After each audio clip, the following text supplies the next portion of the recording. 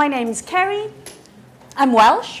I've taught mainly teens and adults and in state schools and in private language schools, in large classes and in small classes. That's really who I feel I am more than anything else, is a classroom teacher. But then I've also been lucky to be able to apply that in coursebook materials. This is the topic of the session, and it's going to be all about questions. And we're going to be questioning two things, or we're going to be exploring questions actually.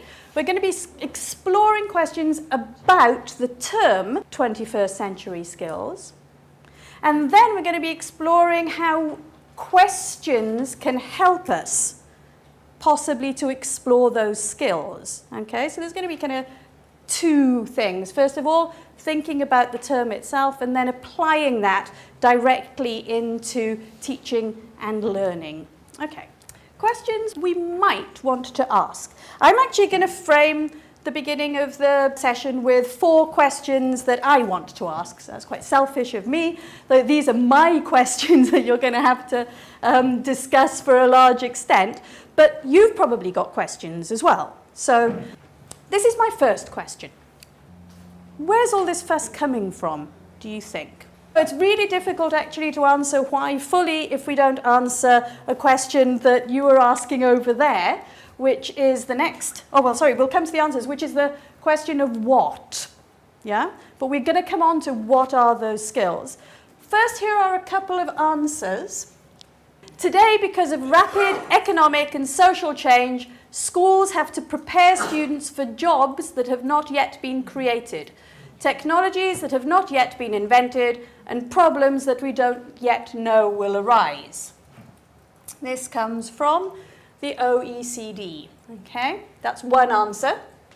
The basic idea is that students who will come of age in the 21st century need to be taught different skills than those learned by students in the 20th century, and that the skills they learn should reflect the specific demands that will be placed upon them in a complex, competitive, knowledge-based, information age, technology-driven economy and society.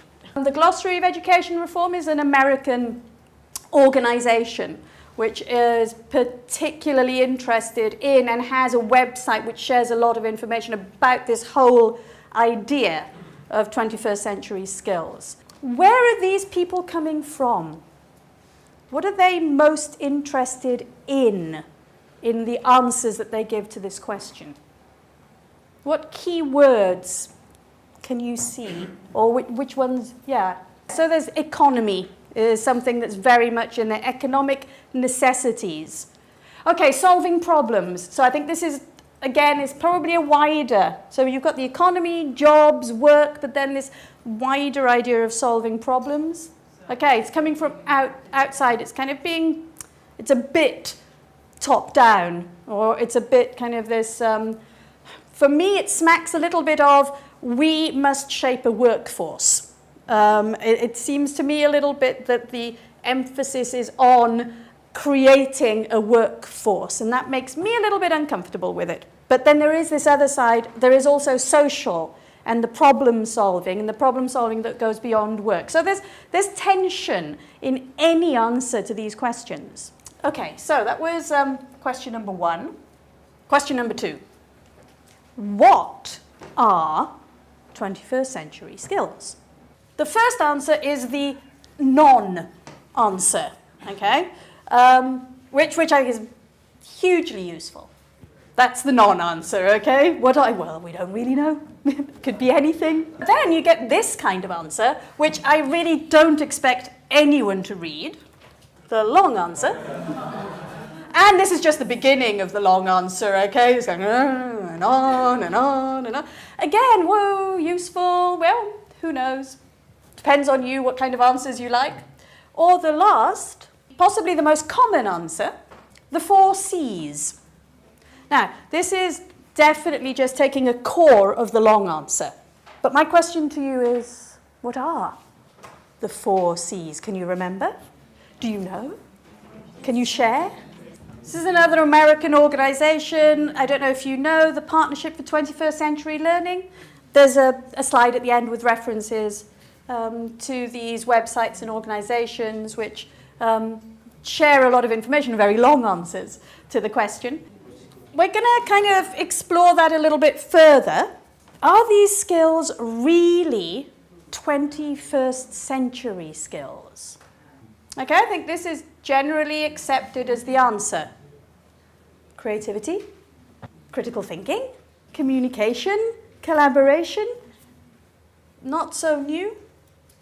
Basically summing it up, 21st century skills then are not new. So these are the questions that we face and we have to ask, and I think there is no yes, no answer here. So we move on to my digression. We're going to do a little bit of time traveling. But first of all, I'd like you to have a look at a list and answer these questions. So I'm going to show you a list, and you have to tell me, what are they, which do you use, and how long have you been using them? Okay? So then I'm going to put the list up, turn to a partner, and answer those questions. So what have we got here? What is the list? Okay, so the means of interacting remotely through the internet, or there's stuff we use on our phones, possibly. They're a kind of a photo at the moment of stuff that most people are using. Let's say people who have smartphones, people who have easy access to Wi-Fi. These are the 21st century ICT tools, but we're going to travel in time, okay? And what we're going to do is we're going to go back. I was going to go back 5 years, but I decided to go back 6 because then the numbers are nice and kind of so we're actually, almost a fifth of the way through the 21st century, and we're still kind of harking on about 21st century skills. I wonder whether we should give them a different name, but we're going to go back and see. The question for you is this: how many of these were around 6 years ago?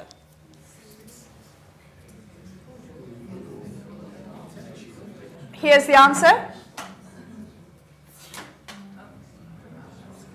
Okay. We're going to go back another 5 years. How many of these were around in 2005?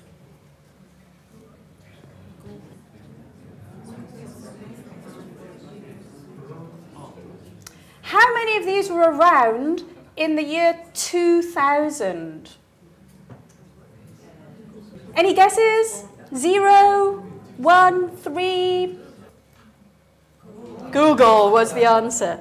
I actually have them all, the dates all written down in my notebook if you want to ask later about when each one was launched. But so, 21st century, we've traveled 16 years into it, and things are constantly changing. So we've got this rapid change thing, but it's kind of quite difficult to pin it down and to say exactly. So that is why it's also difficult. This label of 21st century skills may be a little slippery for us. But what does this show us anything at all? This little journey in time? Rapid changes? Yeah? So we're going to go back to the question of, in this world of rapid changes, of digital tools, of communication in new channels, the channels are changing all the time. That short answer about the 21st century skills, 4 C's, is it enough? So I think there's an argument for a 4 C's plus. And what's this plus? What exactly does the plus involve? And I think it's to do with the digital tools. And I'm going to share this chart. I don't know if you've seen this. It comes from Nikki Hockley, Gavin Dudney, and Mark Pegram's book on digital literacies, where they break down the skills that are required to be able to function well within those digital tools. We could say they've always been around, potentially, but what we can add to that, maybe the added value, is to also have a focus on what are called digital literacies, becoming literate users of digital communication and tools. And I think this is where synthesis often comes in, with this idea of so much information out there, and what do we do with it? I think we've always had this synthesizing, I don't know, I was at university in the 80s where I had to go to a library and get my information from books, but I still had to get information from lots of different books and synthesize them down into a 2,000-word essay. So I don't think that's necessarily a new skill, but I think there's a new twist on that skill. So we're moving on to question 4 now. We've looked at what they are. We've looked at why people might think they're important. And now it's like, well, so how do we do this? How do we actually put this into practice? I think there is another question here that I'm not at the moment going to address, is the do we want to or should we? There's a huge debate there, which I'm quite happy to come back to at the end, because there is this question of how, where, when, who teaches these skills, learns these skills. But for the moment, let's just have a look at how, as classroom teachers or materials developers, we can target these skills. And I have an answer, which won't surprise you. And Sue mentioned it a couple of times in her session earlier. And the answer is questions. Okay, so we're going to look at how teacher questions, student questions, what kind of questions can be used to target these skills. First of all, as teachers in class, what kind of questions do we ask our students? We obviously use a whole range of different questions, and all question types probably have their function in the appropriate moment, place, time, but I have to confess to what I think are fairly useless questions that I sometimes ask in class. And I still do. I still catch myself going okay, you understand? Well, you know, they go, yeah. You don't know if they understand or not. So that's one of my kind of slightly useless questions. There are better questions that can be asked. Or a straightforward yes, no. So do you like, I don't know, do you like Breaking Bad? And you get, yeah. It's begging a follow-up question. So that's kind of one of the, probably a fault in materials writing sometimes, is to not think through exactly how generative your question is going to be. But I think when we're thinking about targeting these skills of creativity, critical thinking, especially, we need to be careful with the questions that we're asking. So the second question about questions, what kind of questions should we be asking? Rather than an answer, we're going to explore some possible questions. Okay, so I'm going to ask you to bear with me and to put yourself into student mode. Okay, and we're going to do a couple of tasks. First of all, just look at the photo and think about these questions. What time of day is it, do you think? And what time of year? Okay, share your answers with a partner. Okay, so what time of day? Morning, you're going afternoon. Okay, why are you going afternoon? Shadows. The shadows. Okay, what is it about the shadows that make them afternoon shadows? The sun at an angle. Okay, the sun's at an angle, right? We've got morning. We've got quite a few people thought it was morning. Why morning? That's like easy, because the shadows are shorter. Okay, the shadows are shorter. Would that make it early morning or late morning? Let's not put a time on it. You're right, it's morning. I'll give you it's morning, and it's also kind of mid to late morning. Time of year? Late summer? Autumn? Spring? No one's saying winter here. I see this is not a winter scene for you, okay? So why autumn? There are some fallen leaves, yeah, okay. Why spring? The sun isn't too intense, okay? Okay. We had summer as well. Was it late summer? Late summer. Not enough leaves for autumn. Okay, not enough leaves for autumn yet. Well, you've got it it's late summer, yeah.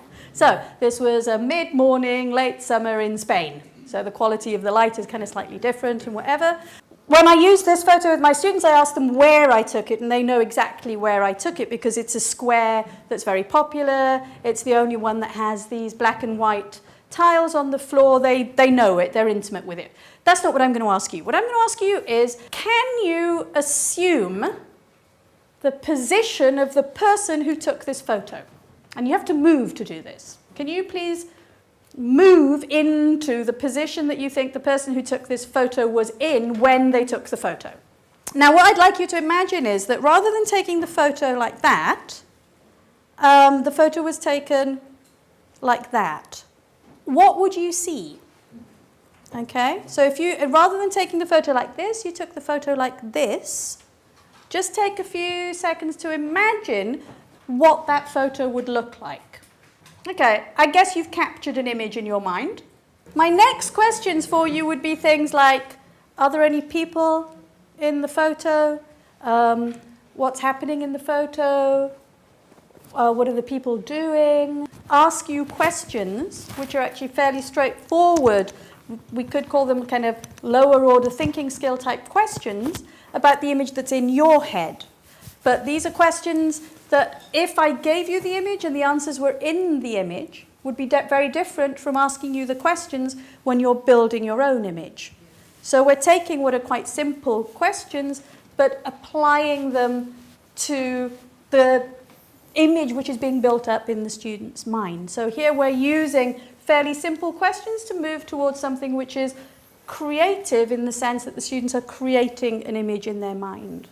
Would you agree here that we're moving towards possibly developing that skill through questions? Okay. I'm going to show you a completely different photo. We're going to switch skills. So, where was the photo taken? Who took it? Why did they take it? And where was it shared? It's a very recent photo. To understand this photo, you actually need a lot of information beforehand. So you need to know who these people are, where they are, what the occasion is. Yeah? Who took it? Well, it's just a press photographer. But what makes this image an interesting image for the press? Why this one? Yeah? There's lots there to explore about what is it showing about Hillary Clinton. Why this particular feature of the presidential candidate? And there's lots of questions here about what exactly is going on. Then there's where it was shared and how it was shared is interesting as well. And we're kind of looking more into the digital literacies of remixing. So we can use images for critical thinking just in the way we can for creative. Do you know about this resource, the Learning Network, the New York Times? They share an image. A week later, they tell you what it was. But in the meantime, there's a moderated conversation online where people discuss and analyze the photos. It's a fantastic resource. Okay, I have to move on. Have I run out of time? Yeah? Okay. So the information literacy, digital awareness would be moving further down that line of the Hillary Clinton photo, the Donald Trump photo, what's going on here, how are we using digital tools? So if you want to know about those, you can ask me later. And we'll skip this task. And any more questions that you might have had at the beginning, feel free to bring them up over coffee later. Great. Thank you.